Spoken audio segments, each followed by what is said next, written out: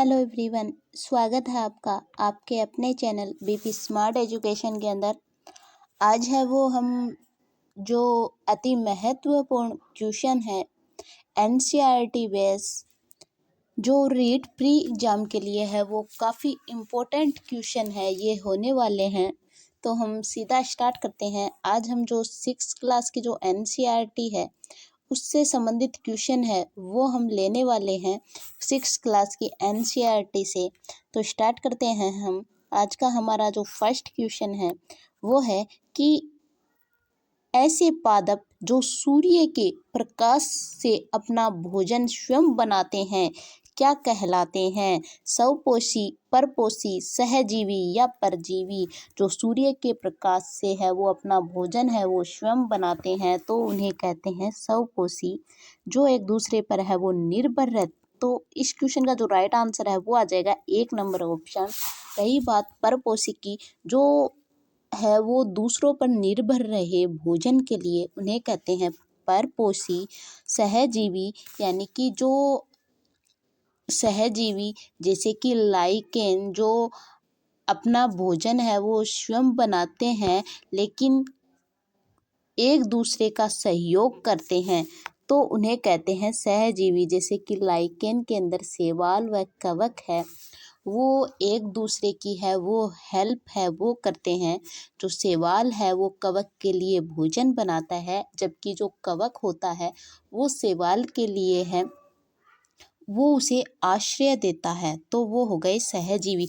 रही बात परजीवी की, तो परजीवी है उन्हें कहते हैं जो निर्भर रहे, यानी कि एक बड़े जीव के ऊपर है वो छोटा जीव है वो निर्भर रहे, यानी परपोषी है वो कहलाते हैं।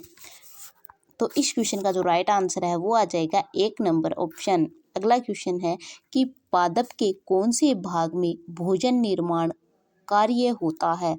तने में, बड़ में, पत्तियों में या फूलों में।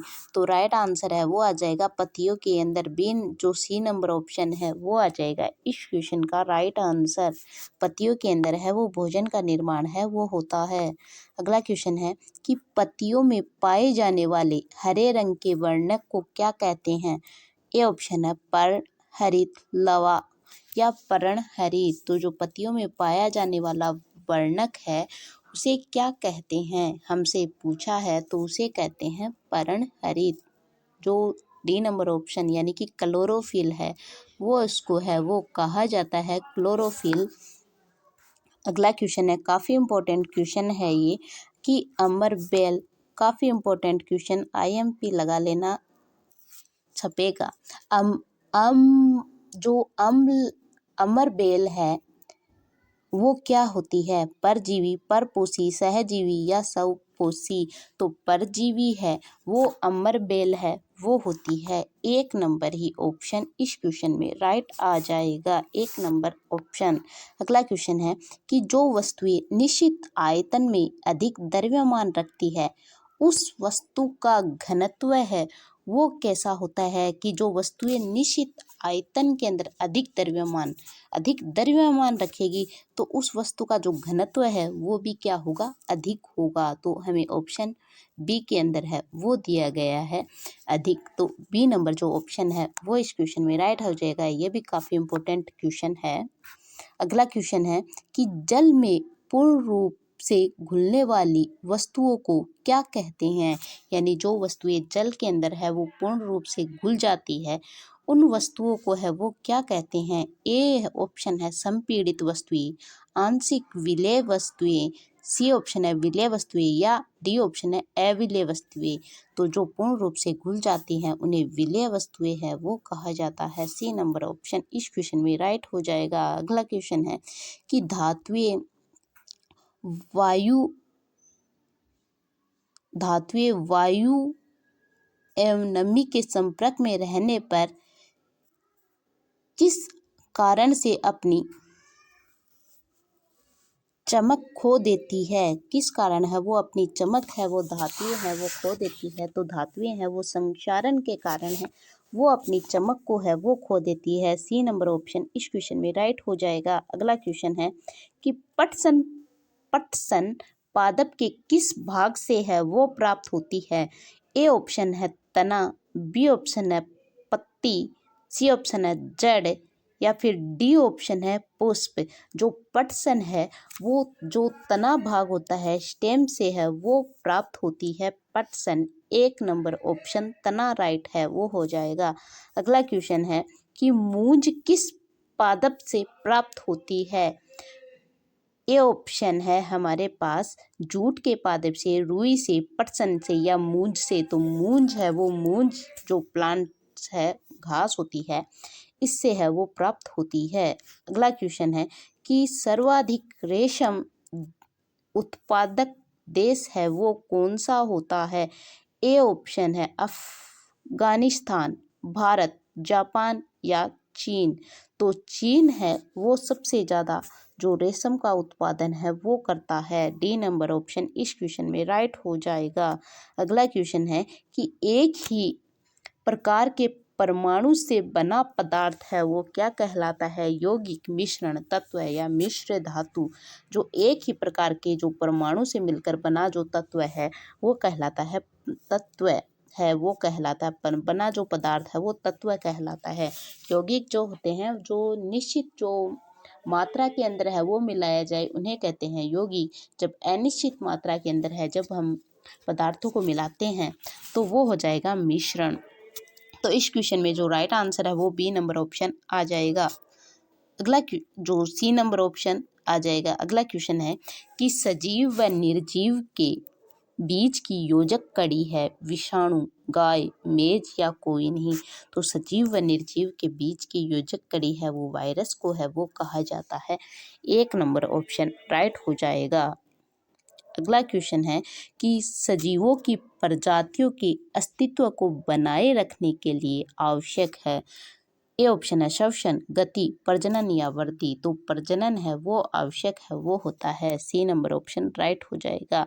अगला क्वेश्चन है कि पुष्पों का खिलना एवं बंद होना पादपों का कौन सा लक्षण है वो होता है।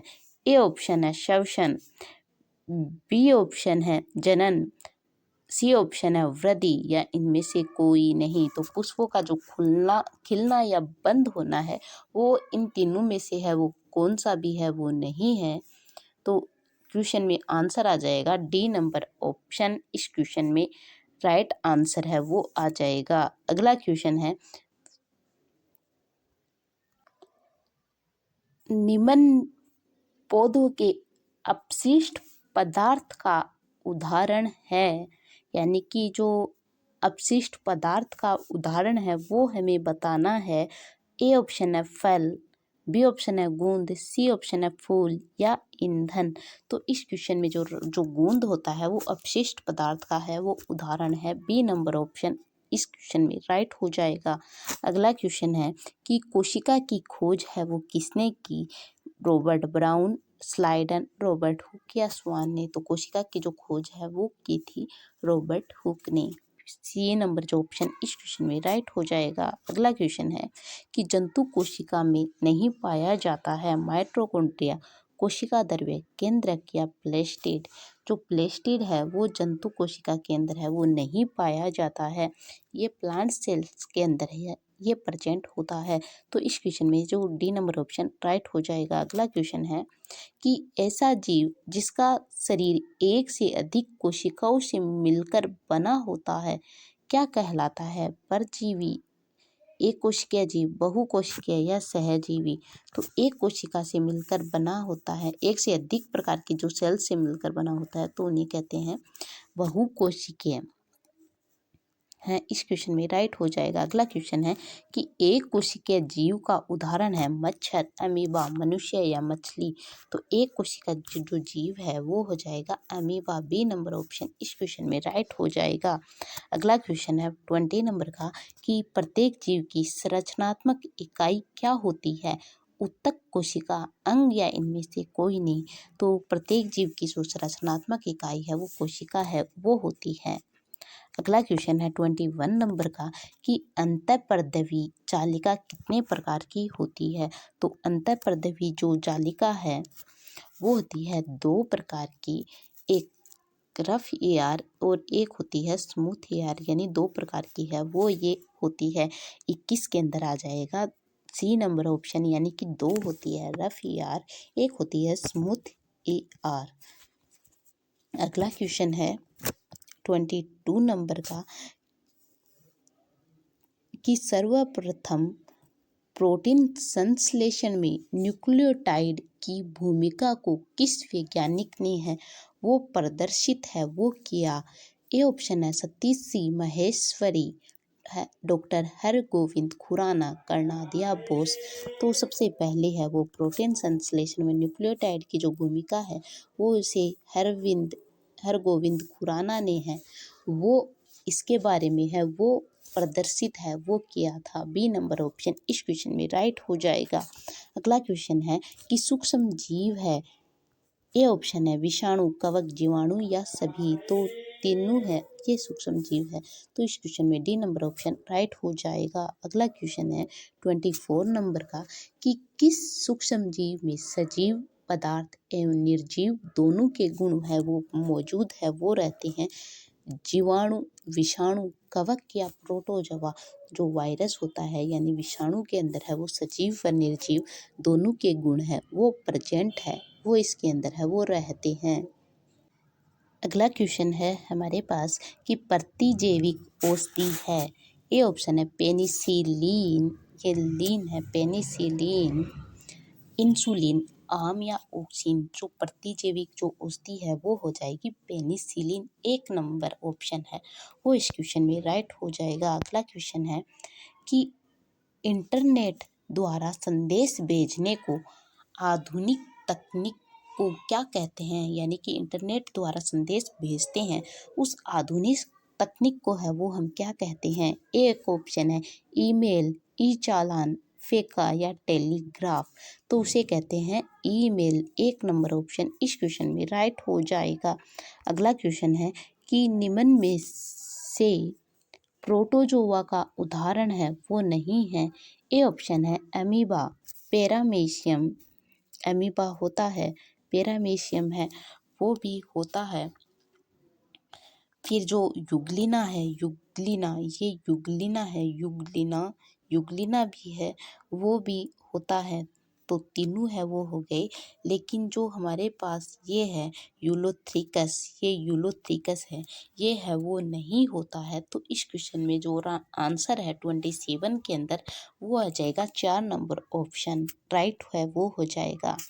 अगला क्वेश्चन है 28 नंबर का कि दही में निम्न में से कौन सा जीवाणु है वो पाया जाता है। ए ऑप्शन है राइजोबियम, बी ऑप्शन है लैक्टोबैसिलस, सी ऑप्शन है यूलोथ्रिकस और डी ऑप्शन है इनमें से कोई नहीं। तो जो दही के अंदर है वो जीवाणु प्रेजेंट होता है वो पाया जाता है लैक्टोबैसिलस है, वो जीवाणु है वो इसके अंदर है वो प्रेजेंट है वो होता है। अगला क्वेश्चन है कि वायुमंडल की नाइट्रोजन को नाइट्रेट में बदलने में सहायक है। एक ऑप्शन है टूबेको मोजेक, बी ऑप्शन है लैक्टोबैसिलस, सी ऑप्शन है यूलोब्रिक्स और डी ऑप्शन है राइजोबियम। तो नाइट्रोजन को नाइट्रेट में बदलने के लिए है वो राइजोबियम है वो आवश्यक है वो होता है। तो इस क्वेश्चन में 4 नंबर ऑप्शन राइट हो जाएगा। अगला क्वेश्चन है कि भिंडी में पित्तसीरा मोजेक रोग है। एक ऑप्शन है जीवाणु जनित, बी ऑप्शन है वायरस जनित, सी ऑप्शन है शैवाल जनित, डी ऑप्शन है कवक जनित। जो भिंडी के अंदर है वो पित्तसीरा जो मोजेक जो वायरस जो रोग होता है वो होता है वायरस के कारण। बी नंबर ऑप्शन इस क्वेश्चन में राइट हो जाएगा। आज के ये हमारे काफ़ी इम्पोर्टेंट क्वेश्चन 30 महत्वपूर्ण क्वेश्चन है वो हम लोगों ने है वो किए हैं। आगे है वो हम कंटिन्यू है वो क्वेश्चन है वो करने वाले हैं, वो क्वेश्चन है वो हम करेंगे कल। तब तक के लिए आप सभी को धन्यवाद। जय हिंद, जय भारत।